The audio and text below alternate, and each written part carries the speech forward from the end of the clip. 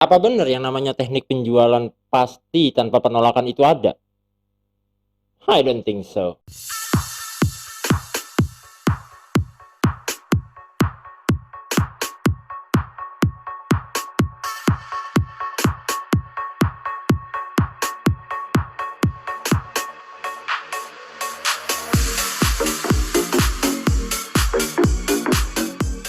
Oke, banyak yang nanya ke gue, Bang Rifki, ajarin gue dong caranya jualan tapi tanpa penolakan. Hah? Gue sih baru dengar ya yang namanya orang ngejual sesuatu udah dijamin dengan satu teknik gak bakal ditolak. It's a bullshit, man. Nah, gue pengen cerita sedikit soal hal itu. Yang namanya pelanggan ya, yang namanya customer itu ada bermacam-macam. Kenapa terjadi penolakan? Karena tidak semua orang butuh sama produk kita. Ya kalau gue nggak lapar terus ditawarin yang namanya makanan, ya nggak gue beli. Gue pengen punya handphone merek A, tapi ditawarinnya merek B, ya gue nggak akan beli. Gue ditawarin mobil mewah, tapi gue nggak punya duit, ya gue nggak akan beli. Jadi ada bermacam-macam tipe pelanggan nih yang harus kalian ketahui, dan penolakan itu pasti ada. Kalau kamu nggak siap ditolak, ya jangan jualan. Stop it. Get some help.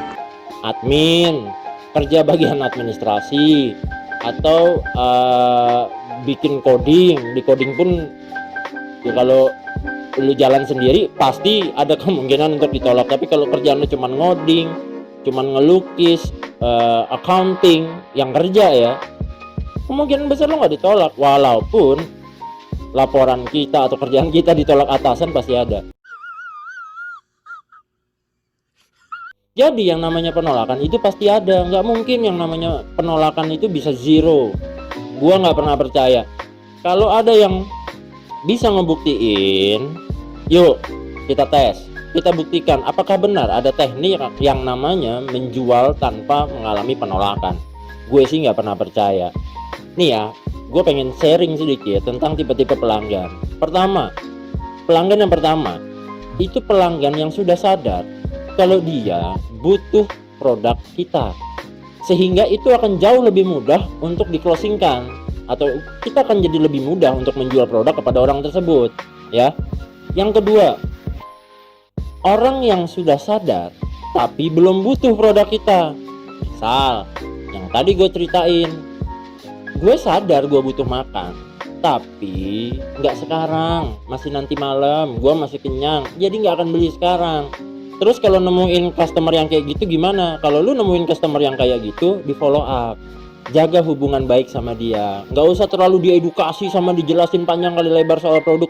Dia nggak butuh itu, dia sudah tahu, dia sudah sadar. Kalau lu paksa juga, lu tawarin ini penting loh, ini bagus loh, yang ada itu orang bakal lari dari lu. Dia akan cari sales lain ya, dia akan cari toko lain, dia akan cari pengusaha lain yang sebidang sama kita tapi nyaman. Dia poinnya itu ada di nyaman. Oke, itu yang kedua. Nah, customer yang ketiga, dia tidak sadar kalau dia butuh produk kita.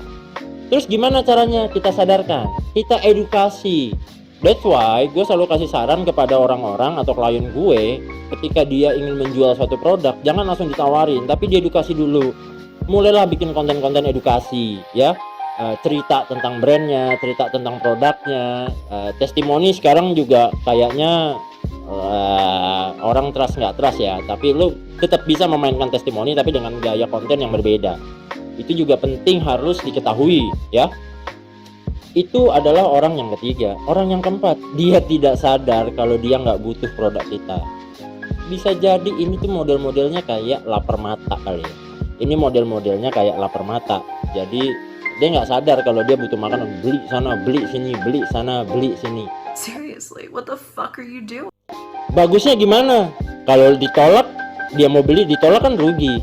Tapi suatu saat kalau secara jangka panjang, impactnya bisa ada sih, pasti impact negatif dan positif. Misalnya nih, gua kena tipu, orang gua nggak butuh produk ini, gua ditawarin, main gua beli aja. Nah itu satu, udahlah gua nggak trust lagi sama dia. Bisa jadi seperti itu.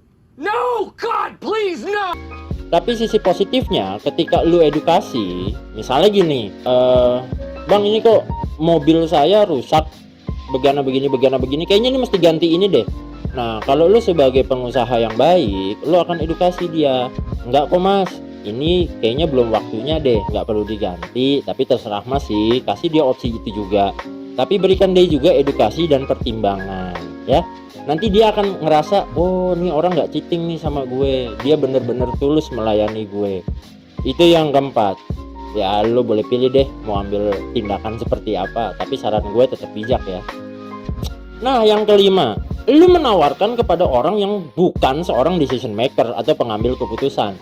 Misal ada suami istri lagi belanja ke mall, ditawarin lah suaminya, pak ini audio bagus, ini elektronik bagus, ini TV bagus dan lain sebagainya. Tiba-tiba nih istrinya datang, kan biasa tuh ya suka misah kayak gitu kan, itu biasa banget suka misah kayak gitu. Tiba-tiba istrinya datang, suaminya ngomong, mah bagus nih mah, aku pengen beli ini. Alah apa, ngapain sih, udah banyak kok di rumah, udah bagus, kita punya udah bagus, udah nggak usah beli, diseret pulang. Decision makernya ternyata bininya. Yang nggak mesti juga decision maker adalah istri, suami pun bisa menjadi decision maker. Oh my god, wow. Itu kan hanya sebuah contoh. Tapi sebagai seorang sales atau penjual yang bagus, kita mesti paham kalau kita mesti cerita kedua orang tersebut dan kita sadarkan butuh apa enggak. Kita ceritakan, kita harus tahu siapa decision maker. Bisa dilihat dari mana? Dilihat dari body language, dari mikro ekspresi. Nah, terus kita belajarnya di mana? Udah banyak kok pelatihan yang bagus.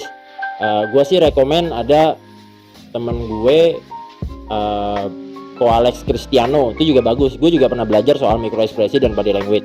Lalu ada Pak Istoto, wah itu guru besar banget, dia paham banget soal mikro ekspresi dan body language. Lo bisa cari di Facebook namanya Istoto dan Alex Cristiano, lo bisa cari itu ya. Nah, ini menarik banget buat para sales untuk belajar seperti itu. Oke, itu tadi yang kelima. Nah, yang terakhir nih, emang daya belinya nggak ada. Lu salah nembak pasar.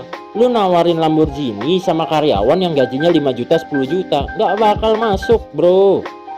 Lu kalau mau nawarin mobil mewah harus punya database customer yang memang punya duit. Itu contoh. Atau bahkan orang yang punya duit lo tawarin barang murah, dia akan curiga. Oke? Daya beli itu bisa dua, daya beli yang terlalu tinggi sama daya beli yang memang terlalu rendah. Jadi lu harus bisa nentuin secara demografis pasar mana yang lu mau tuju. Nah, itu adalah 6 tipe atau model-model pembeli, buyer atau customer atau leads kita sebutnya kalau di marketing, calon pelanggan ya leads itu.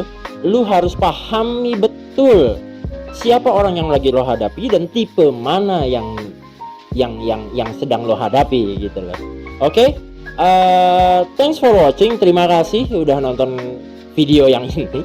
Ini video jujur aja gue bikin dadakan, tiba-tiba muncul ide ngomong begini karena tadi ada teman-teman yang Mas Rifki bikin dong konten teknik berjualan tanpa penolakan, and I said this bullshit man. Oke, jangan lupa spread the mark for your business and always think about the next strategy.